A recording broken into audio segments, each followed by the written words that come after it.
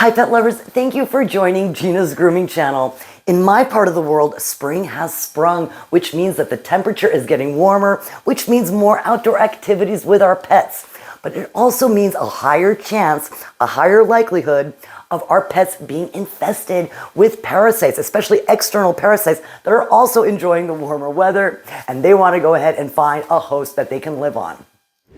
As professional groomers, unfortunately, we're going to run into these common external parasites. Now, I do want to mention that there are a lot of parasites that can infest your dog, but the ones that we're going to be focusing on today are the ones that pro groomers run into, right? More visible, more external parasites, and how we deal with that.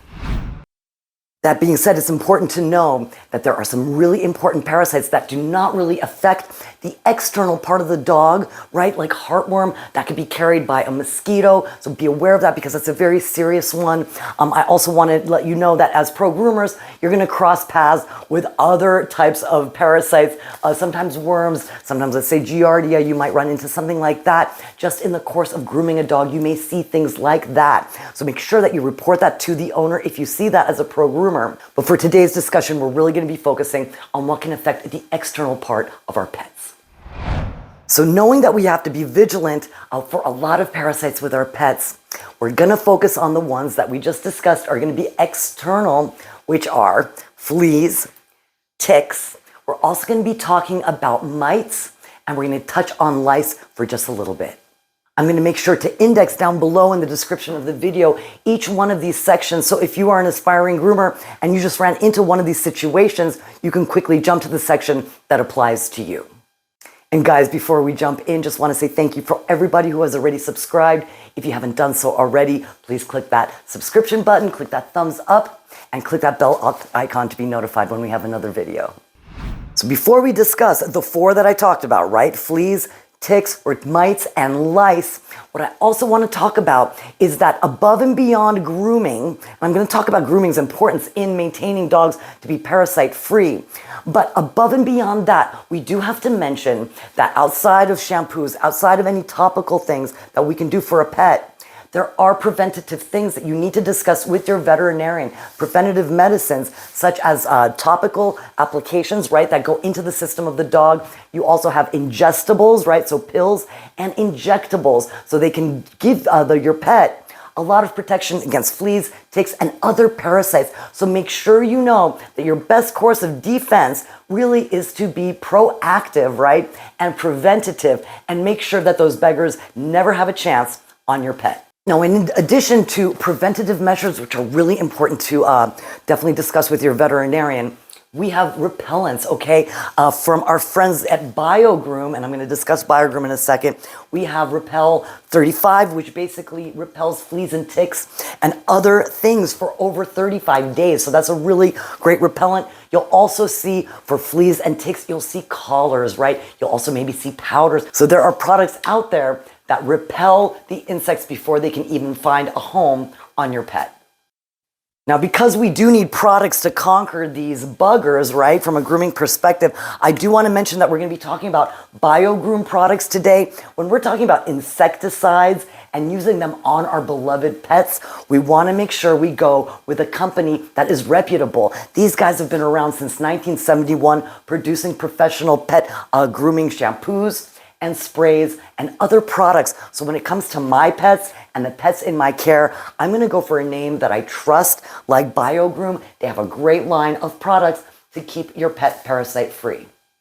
So I'm going to be mentioning the products and how they work. In terms of repellent, I'm going to put the description down below for Repel 35. And I want to also mention for any horse people out there, this is not only good for dogs and cats, it also is good for horses. So that is definitely something to note if you're not going into the preventative medicine and you're looking more for a repellent. Or what you also can do, and a lot of people do, is that they stack. So they'll do the preventative and they'll do a repellent when they're taking a walk outside to make sure they kind of do a 1-2 punch to make sure that their pets have no chance of getting infested by parasites. All right, let's jump in and talk about the common buggers that bug our pets. Number one, and this is not just in terms of propagation, but also probably the hardest to deal with, is fleas. If you see me kind of itching myself a little bit, it's just the thought of fleas is just really gross. If you've worked around fleas, you know what I'm talking about. But if you're a professional groomer, sorry guys, you are gonna run into fleas no matter where you are, probably. So let's talk about fleas, what makes them very unique in the situation, and we're also gonna talk about when we see them as a groomer, what we need to do. Okay, fleas are little black, they're really brown, but they appear black, little parasites that bite the skin of the dog, right? But they have 4 stages. Now, this is the key to understand what is happening with fleas. If you are a pro groomer or working with your pet at home and you see that your pet is covered in fleas, or even if you see a few fleas, no matter what the number of fleas is, the important thing to understand is that what you're seeing is the adult flea population that you're seeing on the pet, okay, which constitutes, get this, only 5% of the total infestation. Okay, so take very, very heavy note of that, is that when a dog comes in to see you as a pro groomer, or if you're working with your pet at home and you see X amount of fleas, no, that's only 5% of the problem, because fleas have 4 stages of life, right? So they have their eggs, they have their larval stage, they have their pupal stage, and then they become adults. And in each one of these stages, they can live for weeks and weeks, especially the pupal stage. They kind of cocoon themselves up. That's right before that adult stage, right? And they can protect themselves for months and months, waiting for the right circumstance, right? For them to come out of that cocoon and infest a host. So because of this, this makes fleas incredibly tricky if you're not using a preventative, okay? But if you are a pro groomer or working with your pet at home, let's jump in and talk about what we need to do when our pet is infested with fleas. Okay, here's the real situation. Okay, so as a pro groomer, sometimes we know in advance, sometimes we don't, if a dog has fleas. So sometimes we'll get the call with the schedule saying, oh my gosh, my dog has fleas, please see Fluffy and clean him up. So we already know in advance that when this pet comes in, we're gonna be quarantining them. We're gonna be taking special measures to make sure that this dog gets right into the tub and in products that are going to kill the fleas. But I will tell you that more often than not, the owner is sometimes unaware that their dog has fleas. So they'll come in, they'll bring the pet in a kenneled environment, right? In a team grooming environment. We may put that dog in a kennel around other dogs, right? And this dog may be infested with fleas and we don't know. So we have to be really careful. And then as groomers, we sometimes don't see those fleas until the dog's already in the tub. So in this case, we have a little bit of backtracking to do if we don't know that the dog has fleas and if we haven't quarantined. We do have to take extra steps in our salon to make sure that we sanitize that area, because an adult flea can live for a very, very long time. So we have to make sure that wherever that dog was, we sanitize before we put any other pets in that area. That also includes the tub.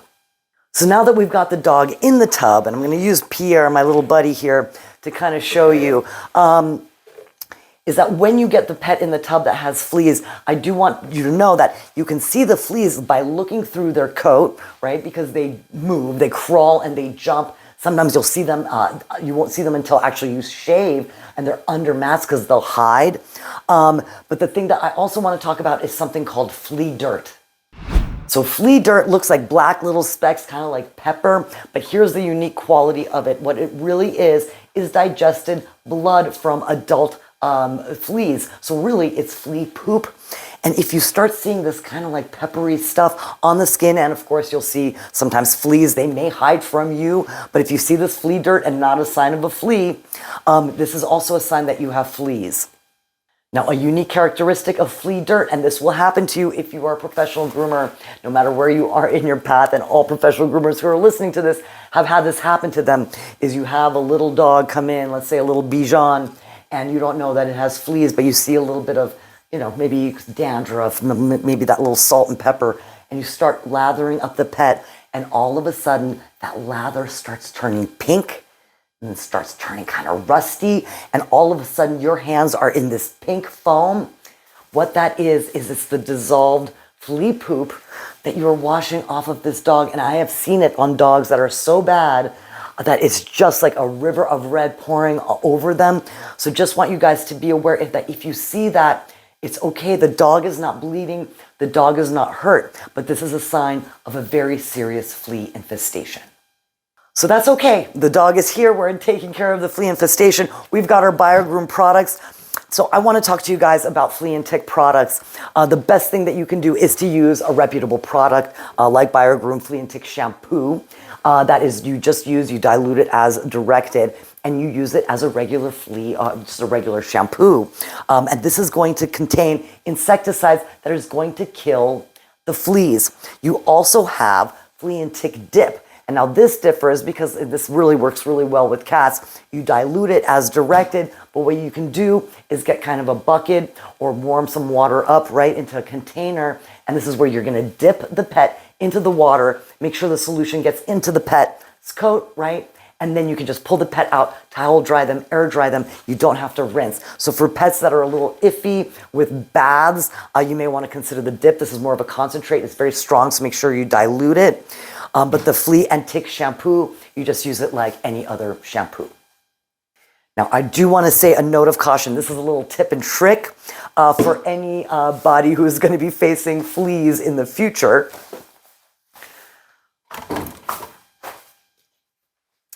When I see that a dog has fleas and they come to me, right? So I've got my shampoo, my flea and tick shampoo on hand for that. But what I do, if I see the fleas are there before I start washing the dog, immediately what I do, and even if I started washing the dog and I see that flea dirt, that red start coming through, I will take my face wash, okay? Not the insecticide, right? I'm gonna take my face wash that is tested and true to be very gentle around sensitive areas like eyes, mouth, and nose. And what I'm gonna do is take it in my hands viscously, right? And apply it around the eyes carefully, right?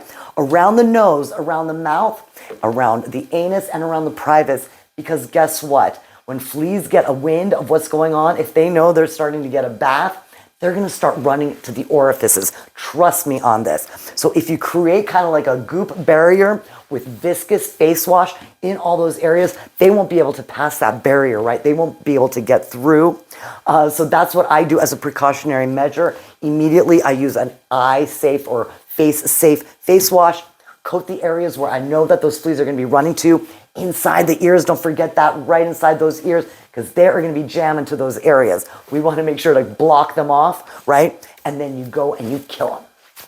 Now, if you don't have an insecticide shampoo, which you really should have on hand at all times, I do want to mention something that this is going to give long-lasting protection for your pet. So much more effective and much stronger. But if you're in a pinch, right, you only have regular shampoo that you're using for your pet and you didn't know that there's fleas and you need to address it now and you don't have time to wait for some flea and tick shampoo, do not lose hope, because you can address that 5%, right, the visible 5%, with any shampoo, really, because what happens with fleas, as long as you break that oil barrier around them, they kind of almost have like a microfilm, like a biofilm around them that protects them, right? It's an oily film. If you break that with a surfactant, okay, any surfactant, which is a shampoo that has a detergent quality to it, even a gentle one, what's gonna happen, it's gonna break that like little biofilm around that flea, and it's going to drown them. So do not worry. If you definitely want to have some flea and tick products on hand, so prepare for that. But if you are caught off guard, you can still kill those fleas that are on the dog's body, right, or on the pet's body with a regular shampoo, making sure to be really thorough, make sure you protect those zones where those fleas are going to be running to.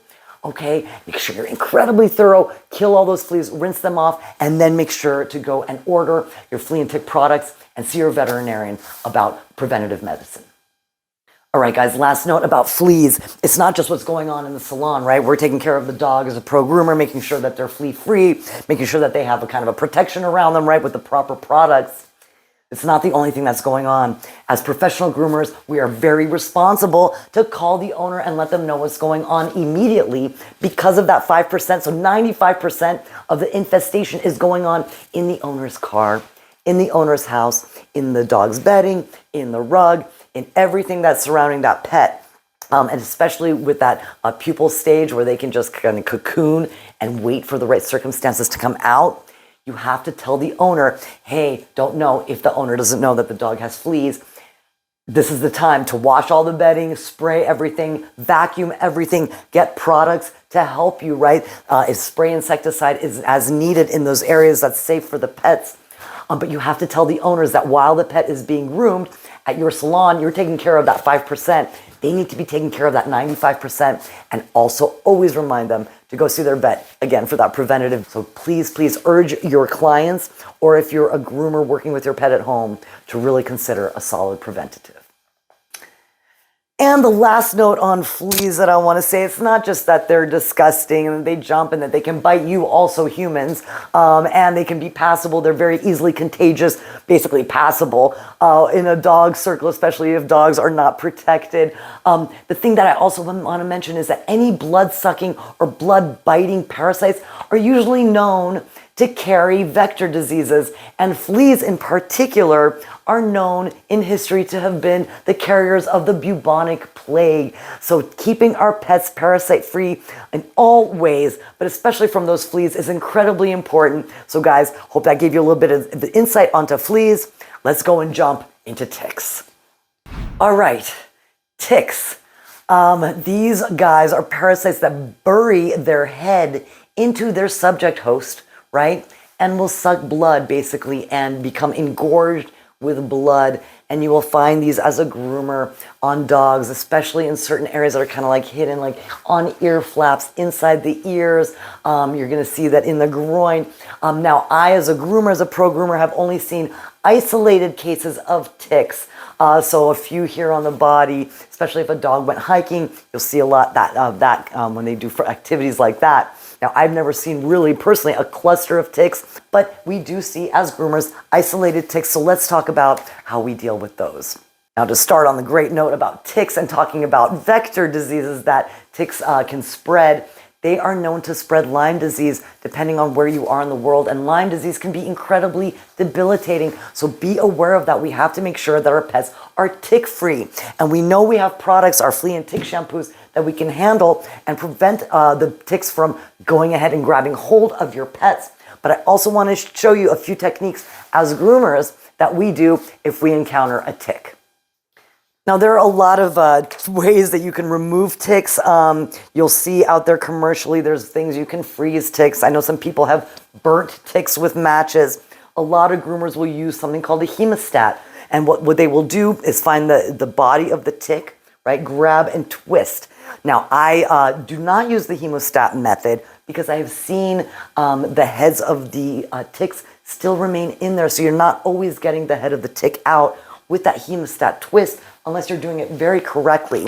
So what I have done, and gosh, I've been using this for 17 years, it looks like a little spoon with a little notch in front, okay? And so when you see a tick, what you do is you basically just scoop it, right? And then if there's more than one tick, I'll keep a little jar of alcohol and I'll put the tick in there, or I'll flush it down the toilet, make sure that it is away and it's not gonna bother the pet again. And then we wanna make sure that area is not infected in any way. So once I pull a tick out, I will treat that area with a little bit of disinfectant, whether it's hydrogen peroxide or whatever I have on hand to clean out that wound. Guys, an important thing from a pro groomer standpoint is that when you do remove a tick, you have to make sure you tell the owner exactly the area where you removed it from, in case there is an infection that happens from the tick, right? Again, the tick could have had Lyme disease. So you want to make sure that the owner of the pet knows exactly what's going on so that they can check that area and keep an eye on it. Now, kind of an unpleasant thing I want to talk about ticks is make sure as an owner or a pro groomer that what you're looking at is a tick. Make sure you know. You want to be looking for those little legs, okay? Especially when they're engorged, you will see these little legs sticking out of a very silver, little fat body. If you don't see them, you may mistake a tick for a mole, and you don't want to remove a mole this way. That would be very, very painful. That's a horrible thing to talk about, but I will tell you in my career, I've had a lot of groomers come and say, Gina, is this a tick or a mole? Because some moles kind of look gray and can have that raised look. So just extra note of caution, if you're about to remove a tick, make sure you know it's a tick.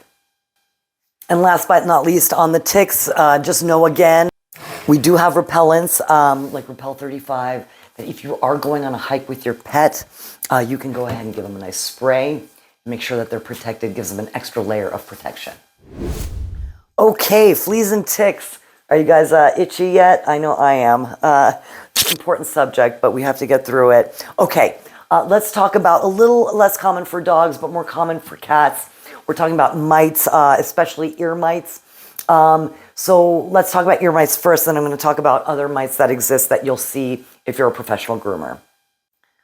So ear mites are microscopic little guys, but how do you know where they are, especially if they affect the ears of your felines, is that you'll see like a little coffee ground discharge, right? You'll see a lot of irritation, your pet spending a lot of attention on that. And so what the ear mites do is they eat off the wax, they kind of live in the ear. So there are ear mite treatments. Bio-Groom has an ear mite treatment. You'll see there's a cat on it because cats are mostly affected by ear mites. So just make sure that you're aware that there are things for that. I also want to talk about some mites that affect dogs that you will see commonly in a grooming salon. So the two that I have witnessed myself are mites that cause mange. So we have demodectic mange and sarcoptic mange.